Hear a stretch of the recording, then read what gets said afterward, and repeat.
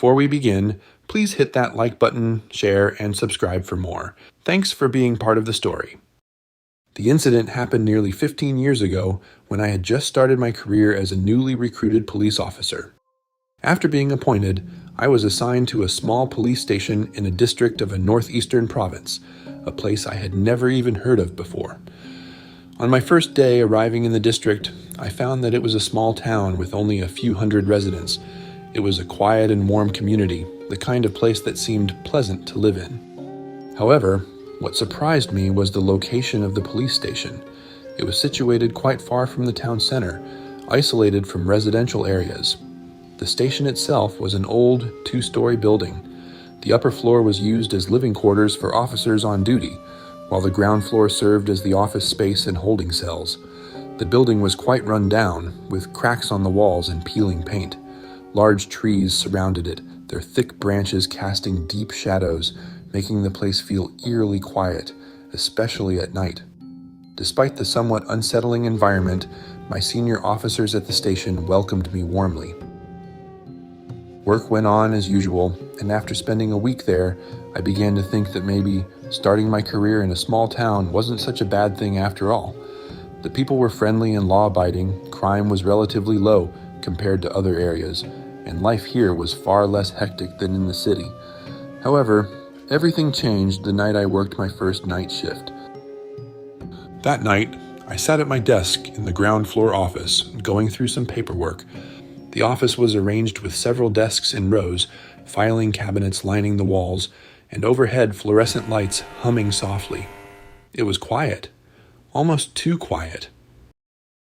Sometime past midnight, my senior officer, who was on shift with me, left on his motorbike for a routine patrol, leaving me alone in the office. It was then that I heard a strange noise in the distance. A strange sound echoed from somewhere deep within the station, the unmistakable clanking of shackles, as if metal chains were being dragged across the floor. The noise came from the direction of the holding cells at the back of the station. Given the silence of the late night, the sudden sound startled me. I tried to brush it off, telling myself it was probably just an animal or something that had fallen over, but the uneasy feeling gnawed at me. I had to check. I pushed back my chair and walked toward the detention area at the rear of the building, where 3 holding cells were located. The hallway leading there was dimly lit, and as I approached, I noticed that the fluorescent light flickered ominously, making the atmosphere even more unsettling. Following the direction of the sound, I saw that one of the cells, the one at the far end, was slightly ajar. That was odd. Normally, all 3 cells remained locked at all times, whether occupied or not. Cautiously, I stepped closer and peered inside. Inside the cell stood a man, his back turned toward me. Alarmed, I called out, "Who are you?" "What are you doing here?"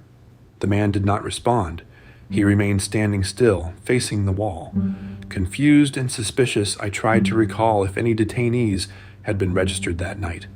As far as I knew, there had been none, but perhaps this man had been brought in during the time I was on patrol. Still, something felt wrong. Since the man wasn't responding, I decided it was best to lock the cell door first and then return to my desk to check the records. I walked back to my desk, sat down, and started searching the computer database. I combed through every record, but no matter how many times I checked, there was nothing. No new detainees, no recent arrests. And that's when the real horror began. As I sat at my desk, searching for information, a loud, piercing scream suddenly shattered the silence. It came from the jail cell. It sounded like someone gasping for air, as if they were struggling to breathe. Without a second thought, I sprang from my chair and rushed toward the cell, but when I arrived, I froze in sheer terror. Right before my eyes, the man inside was hanging lifelessly from the jail cell door. Shocked, I immediately turned and sprinted back to the office to grab the keys, determined to save him. Just as I rushed back, the 2 senior officers returned from their patrol. Panic-stricken, I ran toward them, struggling to form words. All I could manage was a single, breathless response. "The cell!" Sensing the urgency, The senior officers rushed to the cell without hesitation, and I quickly followed close behind. But when we arrived, my shock only deepened. The body that had been hanging there just moments ago was gone. The jail doors remained securely locked, and the entire corridor was eerily silent, as if nothing had ever happened. I stood frozen in front of the cell, my mind unable to process what I had just witnessed. Noticing my pale face and trembling hands, one of the senior officers shook me lightly and repeated his question. "What's wrong with the cell? What happened?" he asked, his tone firm but concerned. Gathering my scattered thoughts, I swallowed hard, trying to steady my voice. "I saw a man hanging inside," I stammered. "I swear he was there." My words were met with a long, heavy silence. The senior officers went silent for a moment. Then, one of the officers quietly turned and walked back to the office, returning moments later with the cell keys. He unlocked the door, and we all stepped inside. The cell was empty, no body, no signs of a struggle, nothing. Noticing that I was still visibly shaken, the two senior officers led me back to the office and let me sit for a while to calm down. Then, after a long pause, one of them spoke. "There's something you should know. This police station, it has a history."